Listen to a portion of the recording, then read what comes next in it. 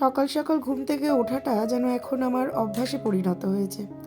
প্রত্যেক দিন সকাল 6টা কিংবা 6:30 এর মধ্যেই আমি উঠে পড়ি। কখনো সখনো আবার এডিটিংয়ের কাজ বাকি থাকলে তখন ওই ধরুন 4:30, ভোর 4:30, 5টার সময় উঠে পড়ি। আজকের সকাল সকাল উঠে পড়েছে, আর উঠেই সকালবেলা পুজোটা দেবো তাই বারান্দায় চলে এসেছি। বারান্দায় এসে দেখি কোনো গাছেই কোনো ফুল ফোটেনি, শুধু জবা গাছে এই একটাই জবা ফুল ফুটেছে। তো সকালবেলায় পুজো আজকের এই জবা ফুলটা দিয়েই করবো, চলুন আর কিছু তুলসী পাতা নিয়ে যাই। Hello everyone, good morning. Piyali ব্লগসের নতুন আরেকটা ব্লগে আপনাদের সবাইকে ওয়েলকাম। আপনারা সবাই কেমন আছেন? আমি কিন্তু ভালো আছি, আশা করি আপনারা সবাই ভালো আছেন।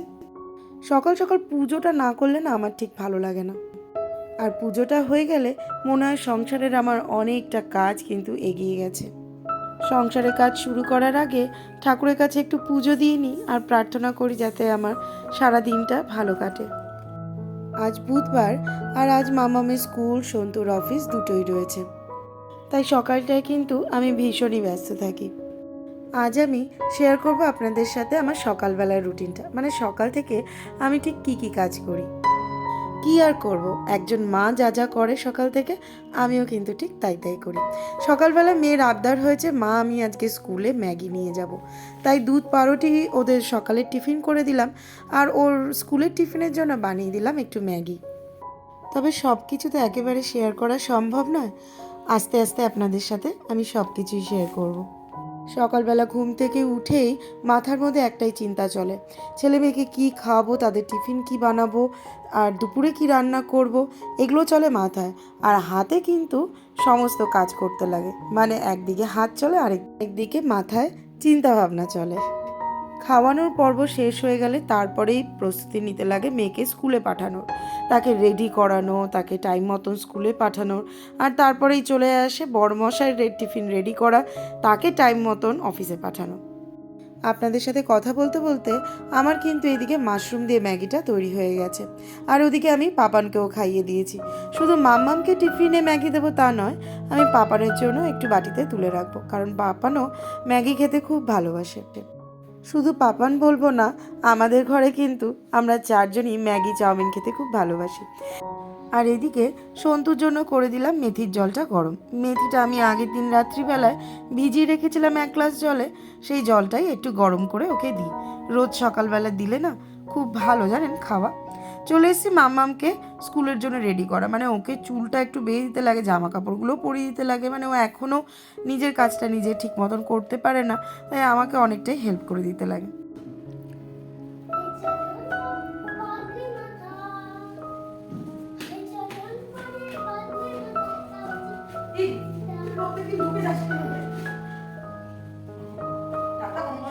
পাপানের এই লিফটে ঢুকে যাওয়ার গল্পটা কিন্তু প্রত্যেক দিনের। মাম্মামকে স্কুলে পাঠিয়ে দিয়ে সোজা চলে এসেছি রান্নাঘরে বরের জন্য টিফিন করতে। বরমশাই যাবেন অফিসে, তাই একটুও সময় নষ্ট করা যাবে না, তাই মাম্মামকে স্কুলে পাঠিয়ে সোজাসুজি চলে এসেছি রান্নাঘরে। কদিন ধরে সকালে জানেন তো রুটি করছি না। রুটি এই কারণে করছি না, কারণ সন্তু এই লাস্ট ডিমার্ট গেছিলো, তখন অনেকগুলো পাউরুটি নিয়ে এসছে, মানে 2 প্যাকেট পাউরুটি নিয়ে এসছে।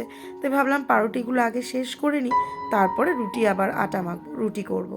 তাই আজকে ভাবলাম পাউরুটি, ওই মাখন পাউরুটি, ডিম পাউরুটি না করে একটু অন্যরকম করা যাক। এই টিফিনটা কিন্তু আমার মার শেখানো।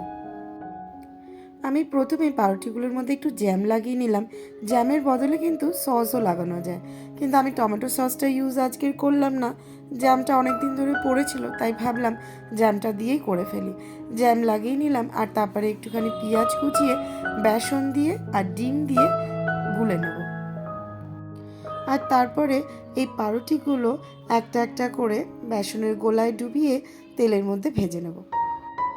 খেতে কিন্তু দারুণ লাগে, জানেন, ভেতরটা একটু মিষ্টি মিষ্টি লাগে, আর বাইরেরটা একটু মানে যেরকম ঝাল ঝাল খেতে লাগে সেরকম লাগে। তো আপনারাও একটু বাড়িতে ট্রাই করে দেখতে পারেন, কিন্তু ভালো লাগে বেশ খেতে। চলুন তাহলে, আমার সকালের টিফিন তো মোটামুটি রেডি, তো ব্রেকফাস্টটা করে নেওয়া যাক। আর আমি তো সন্তুর সাথেই বসে খেয়ে নিই, কারণ আমার আবার একলা খেতে একদমই ভালো লাগে না, তাই প্রত্যেক দিন ওর জন্য ওয়েট করে থাকি। ও যখন খেতে বসবে আমি ঠিক তখনই বসি। সন্তু চলে গেছে অফিসে, আর আমি বসিয়ে দিচ্ছি রান্না। আজকে দুপুরের জন্য করব একটু নিরামিষ ঝোল। আসলে ঘরে অনেক সবজি ছিল, অনেক ধরনের সবজি ছিল। তো ভাবলাম এই সবজিগুলো না খাওয়া হলে সব সবজি প্রায় নষ্ট হয়ে যায়। তাই ভাবলাম সব রকম সবজি দিয়ে একটু ঝোল করে ফেলি। তাই সবজিগুলো একটু সেদ্ধ করতে দেবো। অনেকক্ষণ ধরে পাপানের কোনো আওয়াজ না পেয়ে ঘরে গিয়ে দেখলাম ও বালিশ পেতে শুয়ে পড়েছে। আমরা ব্যাঙ্গালোরে রেন্টে থাকি। এটা একটা 2 BHK ফ্ল্যাট। পাপান যে ঘরে শুয়ে রয়েছে সেইটা একটা রুম, আর এই একটা রুম। আমার এই ভাড়া বাড়িতে কিন্তু সেরম কোনো দামি ফার্নিচার নেই। আসলে দামি ফার্নিচার না কিনলে কিনতে পারি, কিন্তু কিনি না কেন জানেন? এক তো ভাড়া বাড়িতে থাকি, তার উপরে আমার হাজব্যান্ডের হচ্ছে ট্রান্সফারেবল জব। আর এই ট্রান্সফার করতে গিয়ে অনেক জিনিসপত্রই কিন্তু নষ্ট হয়ে যায়। তার আগে বলে দিই, আমি কিন্তু আগে আমেদাবাদে থাকতাম। মানে এই যে আমি 3 বছর ধরে ব্যাঙ্গালোরে আছি, তার আগে 4 বছর কিন্তু আমি আমেদাবাদে কাটিয়েছি। আমেদাবাদ থেকে ব্যাঙ্গালোরে ট্রান্সফার হওয়ার সময় আমার টুকিটাকি অনেক জিনিস নষ্ট হয়েছে।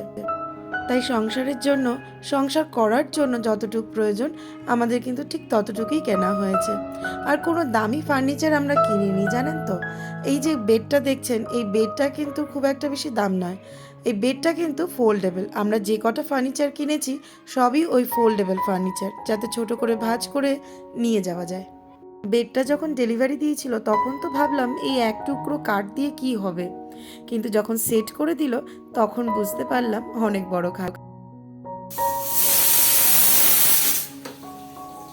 প্রেশার কুকারে 2টো সিটি দিয়ে নিলাম সবজিগুলো, তাহলে ভালো সেদ্ধ হবে, আমার ছেলে মেয়ের খেতে কোনো অসুবিধা হবে না। আর এদিকে ভাতের জন্য জলটা চাপিয়ে দিয়ে গেছিলাম, সেই জলটাও দেখলাম ফুটে গেল। চলুন চালটা বরঞ্চ দিয়ে নিই।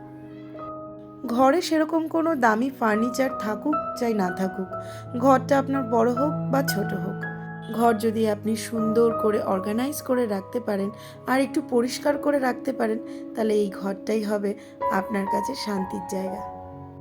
কিন্তু জানেন তো, এখন আর আমি আমার ঘরটাকে অর্গানাইজ করে সুন্দর করে রাখতে পারি না। কারণ আমার ঘরে রয়েছে 2টো দুষ্টু, আর সেই 2টো দুষ্টু আমি যতই গোছানোর চেষ্টা করি তারা ততই অগোছালো করার চেষ্টা করে। দুপুরের জন্য আজ রান্না করলাম নিরামিষ ঝোল, আর করছি একটু আলু ঝিঙে পোস্ত। আর ভাত তো হয়ে গেছে, আর করব একটু পেঁয়াজি করব। পেঁয়াজিটা এখন করব না, যখন খেতে বসবো তখন গরম গরম বানিয়ে নেব। রান্না বান্না সেরে ছেলে মেয়েকে স্নান টান করিয়ে দিয়েছি, খাইয়েও দিয়েছি। আর এবার আমার ঘরটাকে পরিষ্কার করে শান্তির জায়গা বানানোর জন্য আমার ঘরে চলে এসেছে শান্তি রানী। আমার ভিডিওতে কোনো ভুল ত্রুটি থেকে থাকলে এই ছোট বোনটাকে ক্ষমা করবেন। আর যদি মনে করেন কিছু অ্যাডভাইস দেবেন, তাহলে অবশ্যই কমেন্ট করে জানাবেন। ভিডিওটা ভালো লাগলে অবশ্যই একটা লাইক করবেন। আর যদি আরও নতুন নতুন ভিডিও দেখতে চান, তাহলে চ্যানেলটাকে সাবস্ক্রাইব করে আমার পাশে থাকবেন। সবাই ভালো থাকবেন, সুস্থ থাকবেন। আমি চলে আসবো নতুন আরেকটা ব্লগ নিয়ে। দেখা হবে খুব শিগগিরই। টাটা।